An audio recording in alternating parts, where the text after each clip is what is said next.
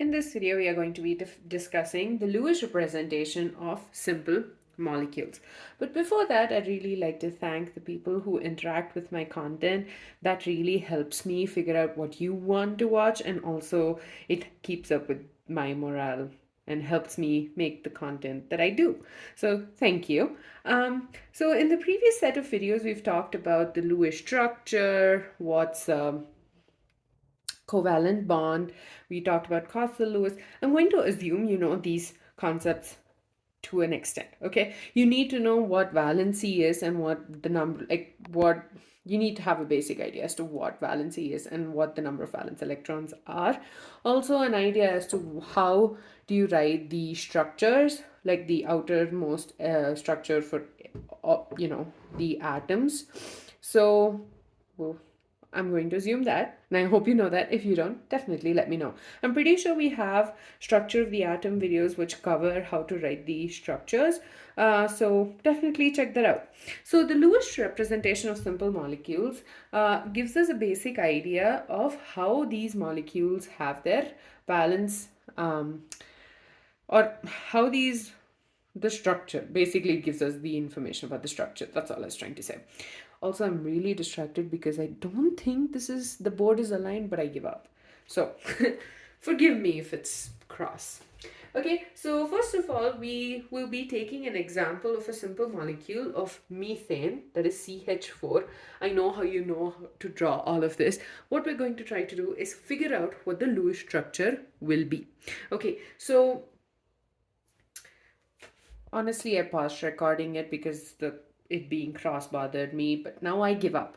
So the thing we're going to be discussing is how to draw the Lewis representation for simple molecules. We're going to be talking about methane. Okay, to start with, and then we'll be talking about slightly more, more number of examples. The first thing you need to do is determine the total number of valence electrons. What do we have to do? We need to figure out total number of valence electrons. So the total number of valence electrons, what you can do is, first of all, identify what the atoms in the particular molecule are. So in this case, we have CH4, which is carbon, and you have 4 atoms of hydrogen. Okay, now the next step we'll be doing is writing the outermost electronic configuration. So in case of carbon, it's helium 1, 2s2, 2p2. Whereas for hydrogen, it's 1s1. Okay, so the total number of valence electrons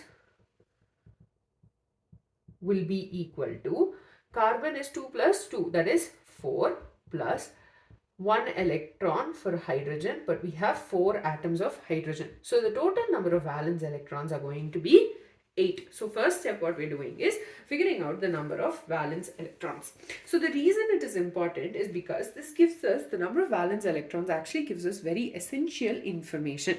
It gives us the total number of single bonds that the molecule will possess. Also, it helps us to figure out the available number of electrons that these atoms have to form the molecule. So that's why we need the number of valence electrons. Also, if you have an anion or a cation, okay, so an anion is the one with a negative charge. So if you have an anion, then you will add plus 1 electron to the total number of valence electrons. If you have a cation, then you will subtract 1 electron from the total number of valence electrons. Basically, what we're doing is we are adding an electron if it has a negative charge, and we subtract an electron when it has a positive charge, because positive obviously means it has 1 electron less, negative means it has 1 electron more. Definitely remember that. So first of all, we are figuring out the total number of valence electrons. The second thing we need to do is figure out the central atom. What are we doing? Figuring out the central atom.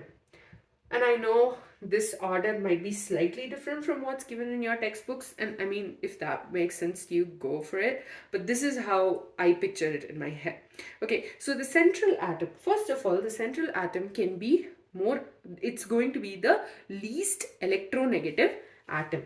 What is it going to be? The least electronegative atom. Okay, now you'll ask me this question. Oh yeah, I'm assuming you do know this, which I had to revise this anyways. So carbon and hydrogen are actually pretty close in their electronegativities. So their electronegativity is significantly close that the bond between carbon and hydrogen is actually not considered to be is considered to be non-polar. So because of that, we can't just say, okay, yeah, carbon is less electronegative than hydrogen, or hydrogen less electronegative than carbon, so hydrogen has to be the central. That makes no sense, right? The second thing you can also think about is the valency. Between carbon and hydrogen, which one has the higher valency? As we know, carbon has a higher valency, right? Because it needs 4 more electrons to get to the octet state. So we are going to assume that our central atom is carbon. Okay, why? Because we're not just talking about electronegativity, we can also talk about valency. And valency of the atom is more than the atoms around it. Now let's say you have NF3. That's another example in your textbook. So NF3, nitrogen needs 3 more electrons to get to the octet.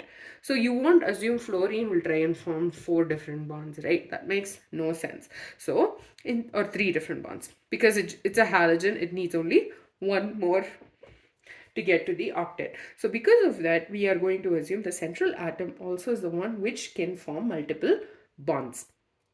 So carbon over here is going to be the central atom. The third thing we are going to do is try and draw the skeletal structure. Now this can be just a basic idea. So that's why I wanted to do it in this order. I know in your textbook this and this has been flipped, but before you figure out what the central atom is, how are you going to draw the skeletal structure? Makes no sense in my head. So what the skeletal structure means is that you just try and figure out, okay, where the position of each of these atoms are going to be. Now methane, I know, super simple, right? So you have carbon, you have one hydrogen here, one here, one here, and one here. So that's going to be the basic skeletal structure of your molecule. Okay, so we figured out number of valence electrons, figured out what the central atom is, and the third thing we're doing is figuring out the skeletal structure. And obviously you are able to guess it based off of electronegativity, which again we were able to do that with the central atom. Okay, and we are talking about simple molecules, not super complicated ones, so you don't have to worry about it. So the next thing we need to do is distribute the electrons. So first thing you will assume is that each of these molecules are going to only have single bonds. Okay, what that means is it will only have 2 electrons getting shared between the atoms, one by each of the atoms. So let's start with distributing the electrons.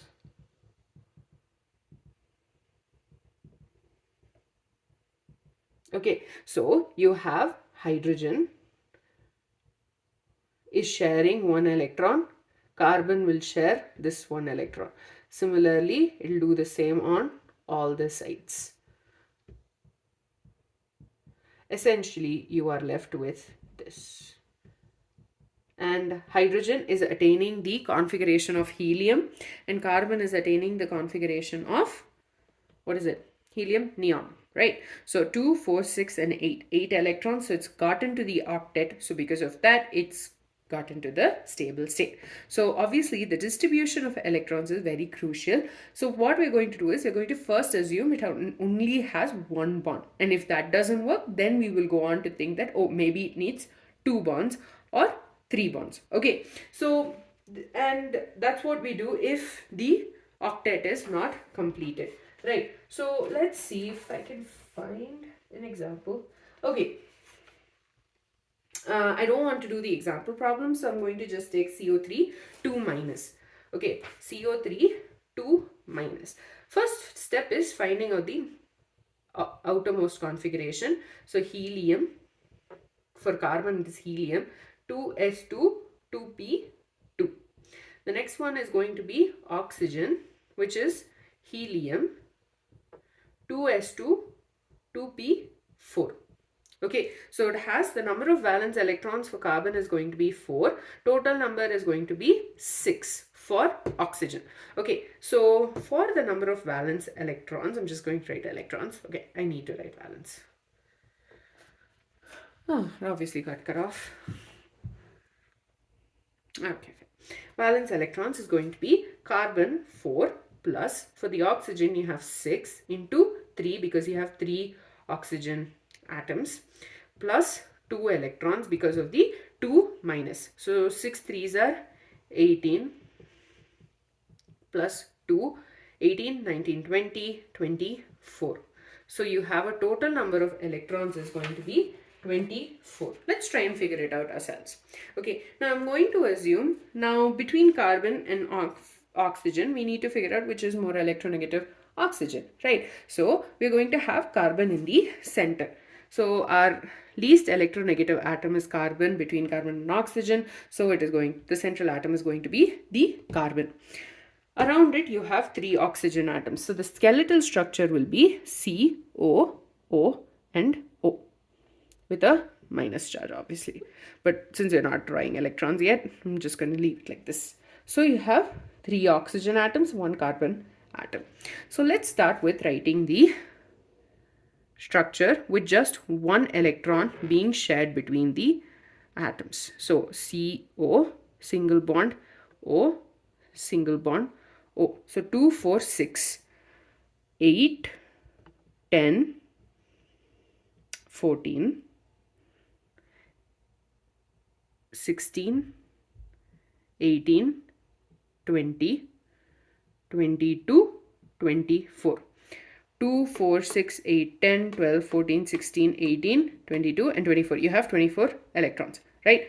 So we have figured that one out. But if you notice, the oxygen atoms, these two are okay. They have one bond with the carbon and their outermost 8 electron situation is fixed. But this carbon and this oxygen have only 2, 4, and 6 and 2, 4, and 6 electrons, which means they need a double bond between them.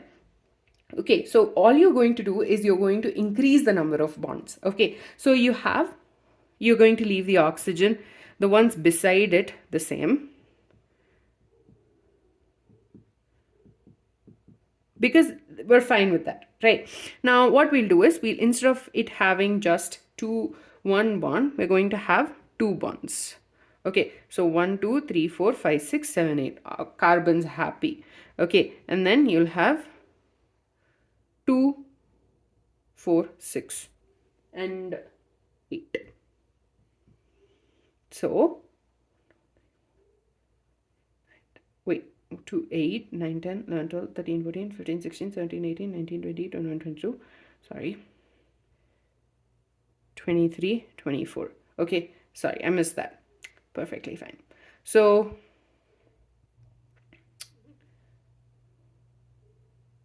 yeah. So basically here 2, 3, 4, 5, 6, 7, 8, 9, 10, 11, 12, 13, 14, 15, 16, 17, 18, 19, 20, 21, 22, 23, 24. So oxygen has 1, 2, 3, 4, 5, 6, 7, 8. This carbon has 1, 2, 3, 4, 5, 6, 7, 8. This oxygen is 8 and this one's 8. Whole minus 2. So essentially what we did was we figured out that, okay, fine, it's working for 2 of the oxygen atoms, but not for the third one. This was definitely my fault. Sorry. Counting is hard sometimes. So you are left with the oxygen, carbon with single bonds with each of these oxygen atoms. And then you have the remaining electrons. And then it has a double bond with this oxygen with a two lone pairs of electrons and a total minus 2 charge. Okay, so this is exactly how we try and write the loose representation of simple molecules. So we're first calculating the total number of valence electrons, then we're figuring out, oh, okay, what's the central atom? The central atom can either be the least electronegative atom, or it can be an atom which is able to form multiple bonds between carbon and hydrogen. It was pretty obvious which one was able to form multiple bonds. And the third one is you figure out the skeletal structure. This you do by pure guesswork, and you try and figure out, okay, fine, which makes the most sense.